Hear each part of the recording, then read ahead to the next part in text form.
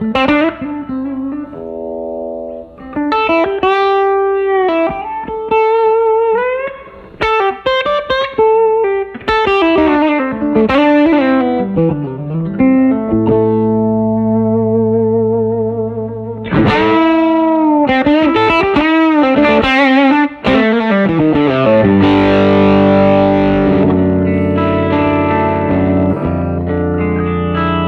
this is a 1959 Gibson Les Paul, arguably the holy grail of vintage electric guitars. It is without a doubt the most sought after vintage electric guitar in the instrument's history. And pretty much all of these bursts, as they're known, fetch prices well into the six figures, and rightfully so. They're very rare, they're very good, and they're very sought after. But why? Why am I reacting this way to having my hands on this particular instrument?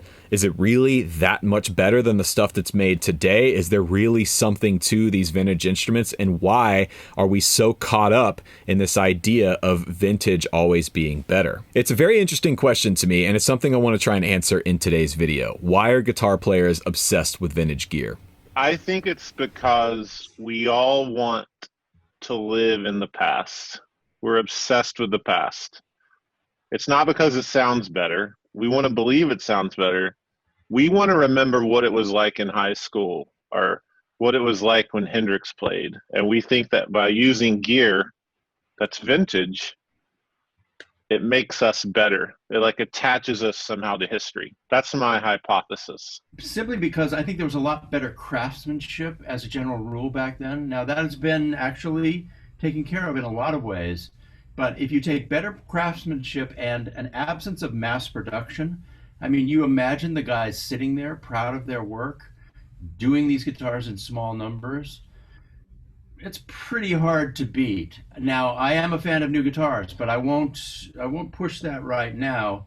I think the virtue of vintage guitars is lack of mass production, high quality work, dried out wood, and definitely a vibe. Well, I'm not sure I can speak for all guitar players, but I can speak for myself. I like having things that people used on my favorite records. That's a big thing for me. When I was a kid, I didn't know what that was. I liked the sounds. And then when I got older and I figured out what they were using, I wanted to capture those sounds like that. I wanted to know exactly what it was. And as you know, I make videos about those things. I just made one with you using one of these vintage amps. And I'm not against modern gear, but really understanding all these classic sounds, and whether it's vintage guitars, vintage amplifiers, vintage drum sets, bass amps, I like them all. I know for me personally, the reason I love old guitars so much is just because of the wood. You know, like Gibson, you know, in the golden era, you know, 40s, 50s, 60s, was using wood that was already 100 years old, seasoned Brazilian rosewood, Honduran mahogany by the time they were making those guitars. And the build quality was great, and the workmanship was great on those things. The frets were great. The neck carves were great. But here's the thing that a lot of people don't realize. I always say this, man, just because it's old does not mean it's cool. So all these guys have some pretty strong feelings about vintage gear, and rightfully so. They're pretty well experienced in the world of vintage guitars, amps, and pedals, but I think there's more going on there than just mojo and vibe and feel and tone. I think there's stuff happening under the surface that we don't always know about or think about when it comes to the idea of getting our hands on a vintage guitar, amp, or pedal. Chief among them, at least for me, is the idea of the hunt. The idea of searching for something for days, weeks, months, or even years, and finally finding it. Finding a great example of an old SG or Tele, or finally finding that one tube screamer that you've been looking for months. I think that plays a huge role into our affinity for vintage gear. I mean, I'm a victim of the hunt. And I remember before JHS, I used to make a living flipping things on eBay with pawn shops. I'd go into pawn shop. This is before they had the internet. This is in the 90s and the early 2000s. And man, to walk into a pawn shop and see like there's like a 65 Strat. They have it listed for $350. Oops, I'm going to buy that and flip it. I mean, that's a rush. I will look every day on Reverb for months till I find something. The Laney clip amp that I got, I didn't find it on Reverb, but that's something that I looked for forever. There are particular Orange amps or Marshall amps that I've looked, exact years. There's a Fender Bassman that I've been looking for that I can't find. So yeah, I know the sounds that I'm looking for. I know what piece of gear it is, and I will search constantly for it. Yeah, I think the days of people living in the illusion of that they're going to find some ridiculous deal on something are pretty much dead, right? Wouldn't you say? But what is alive is the fact that somebody could wander into a vintage guitar store and find an amazing example of one of these classic guitars, right? Yeah. That's what drives me to keep doing it. For example, I have a 64 SG Standard that I've owned hundreds of old, early 60s SGs.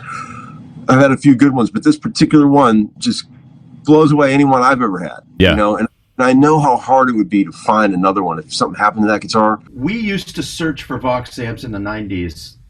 Very hard to find good ones because we used Vox AC30s on records in the 90s all the time. And you would search on eBay and you'd find the one and you would buy it and you'd pay a lot for it. And that felt amazing. But then you would get it and you would realize that maybe it was a B- version because Vox was made with different parts depending on whatever they could scare up at a given time. So you never knew if it was a good one or not.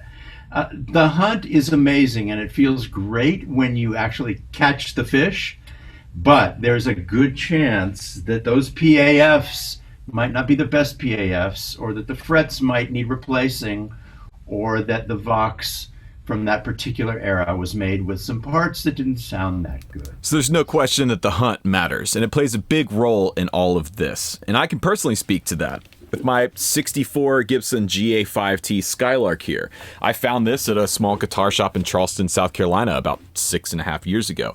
And I knew at the time, thanks to my friend Dave Honorado, that these amps were total sleepers. These were things to look out for. So when I stumbled into the shop and saw this thing sitting in the corner, somewhat neglected, I got really excited. When I plugged it up and played it, I knew I had something special. But there's another element to vintage gear, specifically guitars and amps, that plays a big part in this, and that is the feel. If you've ever played an old guitar, something that's been loved and worn in, or you've ever played an old amplifier with original transformers, maybe even original tubes, you know that they have a different feel. And I wanted to know from these guys, does that matter to them at all?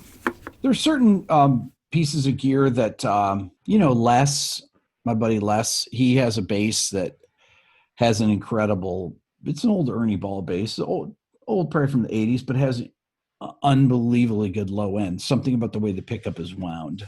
Just because something's old doesn't mean it necessarily sounds good. There's a lot of old vintage pieces of gear that sound terrible, or the instruments don't play well. It's like, I think there are certain things that I must play through certain things. So if I plug my Telecaster up through a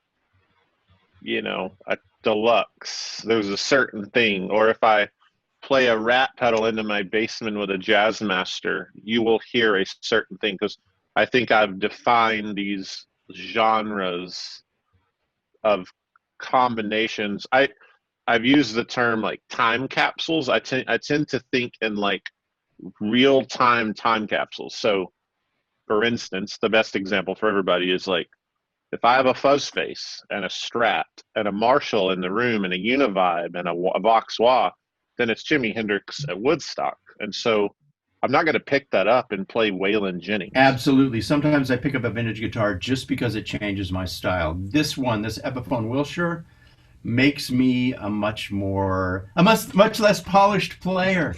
And that's a great thing for me. And so I actually play more simply, and I'm a little more rough around the edges.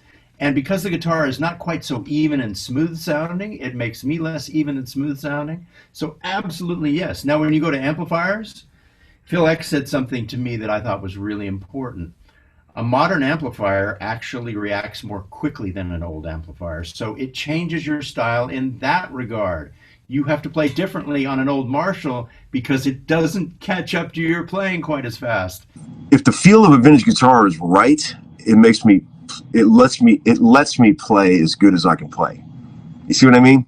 It doesn't make me play differently. It allows me to play everything that I want to play. You know what I mean? Yeah. And I always play to the guitar. Like, you don't play the same stuff on a Telly that you play on 335, you know, or a Gretsch or something, you know. Man, my goal is to just be free as a player. I say that all the time. And if I feel like the instrument is holding me back in any way, I can't take it. Guitar players, we can be pretty fickle creatures sometimes. We can be somewhat fundamentalist and dogmatic in what we think sounds good and how we go about finding our sound on the instrument and the things that we like to play. And we can also fall victim to hype. And I think when it comes to vintage gear, when there's a finite amount of this gear that's no longer being made, or it came from a specific time period in history, or was played by a specific player that we might all revere, this hype can lead us to do weird things and spend obscene amounts of money hunting for that thing, for that sound. Hype, overhype, is a real thing, especially when it comes to vintage gear. Fuzz faces are tricky. You can't just go buy a vintage fuzz face, because from 66 to 75, like, there's 4 things going on there, and some of them are the worst sounding. You know, they don't sound great. So unless you want to own a 1969 Big Muff Triangle made in Manhattan, probably in Mike's apartment, the reissue does sound the same. Like, it really does. I've shown you on videos. Like, unless you just want to be a collector, which is a beautiful thing, you don't need to buy the vintage one. So I think a lot of those answers stem out of that for me, and they just get so overhyped because people are told and people believe, and they want to believe. Like, we all want to believe that older piece of gear, oh man, we're going to open it out of the box, plug it in, and just like, and we're going to be a better player. Our life's going to straighten up. Like, we're going to get things done because we have that older pedal, and that's what we were missing.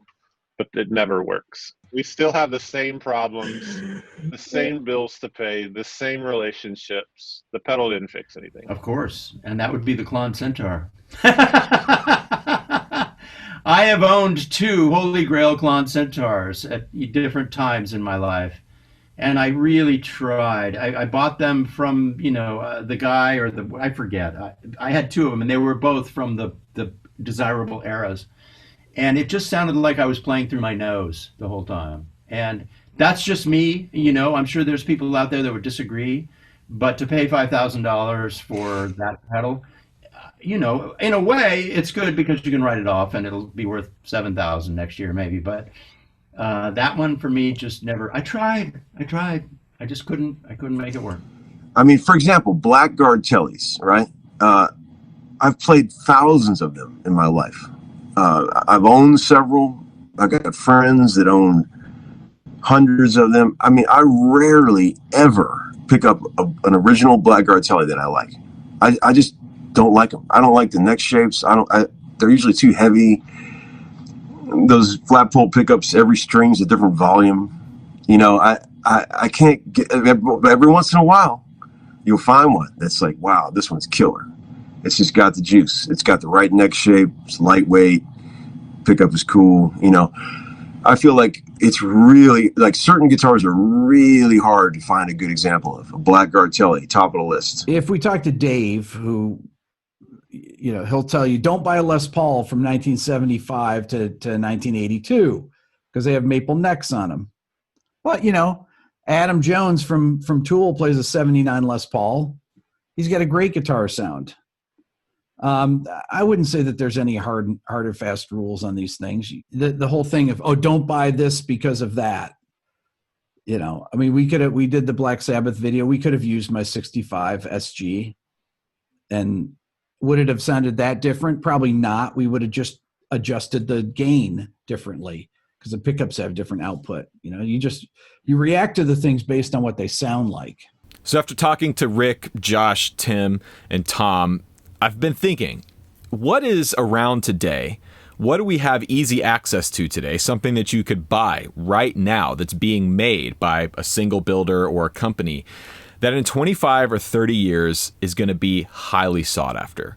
What's going to be the next 59 Les Paul, the next Klon Centaur? Good question. Man, it's hard to say. I have no idea, man.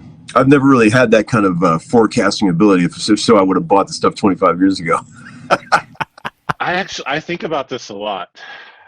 Oh, it's so tough.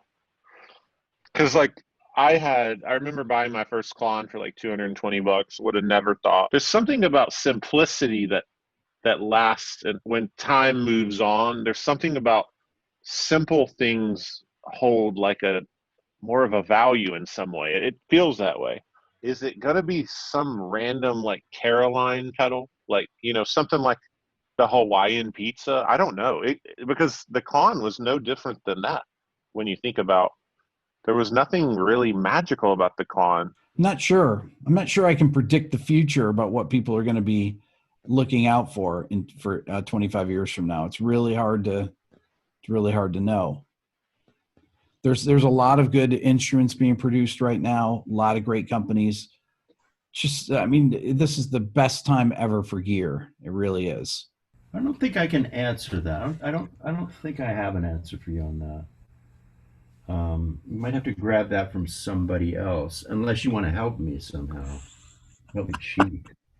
No, this is perfect because every person I've talked to, Josh Scott, Rick Beato, Tom Bukovac, and you, and every single person has had the exact same answer to this question, which is perfect. Nobody knows. Nobody knows. So why are guitar players obsessed with vintage gear? I think it depends on the player. I've noticed in talking to these guys that there seems to be somewhat of a spectrum out there for guitar players. On one end of the spectrum, you have the collector, someone who's interested in the history, the story of a piece of gear, who used it, who owned it, what was it used on, where did this particular piece come from, and how can I be a part of this piece of gear's history? Then on the other end of the spectrum, we have the utilitarian, someone that sees these as tools for a job. I think guys like Rick Beato and Tom Bukovac are perfect examples of this. They see a vintage instrument, a vintage SG or Stratocaster, as a tool. It creates a sound, and they want to be able to use that sound to create something that they have in their head, or to lend that sound to help someone else create something. As for me, I think I fall somewhere in the middle of that spectrum. I'm definitely not a collector. I don't have multiple examples of the same piece of gear, but I definitely am into the story and the history of a piece of gear. But I also see guitars and amps and pedals as tools. They're a tool for a job. But through all that, I can't disregard the fact that I get caught up in some of the hype and some of the lore of vintage gear. I think part of it for me is the fact that I didn't live through these times. I didn't have access to the gear when it was new. So there's a sort of mysticism about it. There's a sort of romance about it. This gear was around in a time when a lot of my favorite music was being made, and I think that's really cool. So that's why I personally love vintage gear. What do you think about it? Are you obsessed with vintage gear? Do you care? Do you not care? I want to know in the comments section down below. Huge thanks to Rick Beato, Josh Scott, Tim Pierce, and Tom Bukovac for coming on the video. It was really great to hear their insights. I'll be posting longer form versions of these interviews up on my second channel. So if they are up when you're watching this, you can check that out down in the description box down below. Also, huge thanks to Carter Vintage Guitars and Gibson Guitars for arranging the shoot where I was able to actually play some of these vintage Gibsons last week in Nashville. You'll be seeing more of this stuff on the channel in upcoming videos in the very near future, but again, I wanted to shout out a huge thanks to them. If you'd like to support the channel, check out the links in the description box down below. You can sign up for the green room down there, check out my tone course, and also check out some of the affiliate links, which is the gear that I use to make these videos. Don't forget to follow me on Instagram at Rhett Shull. If you haven't subscribed here to my YouTube channel, please do so, and don't forget to ring the bell. Thank you guys so much for watching. My name is Rhett. Hope you enjoyed today's video, and remember, there is no plan B. There is definitely an education system that's been put in place in the gear world for like 20 plus years that says vintage is better, but everything that I come across, like trying to prove it factually, it just is basically how people remember things.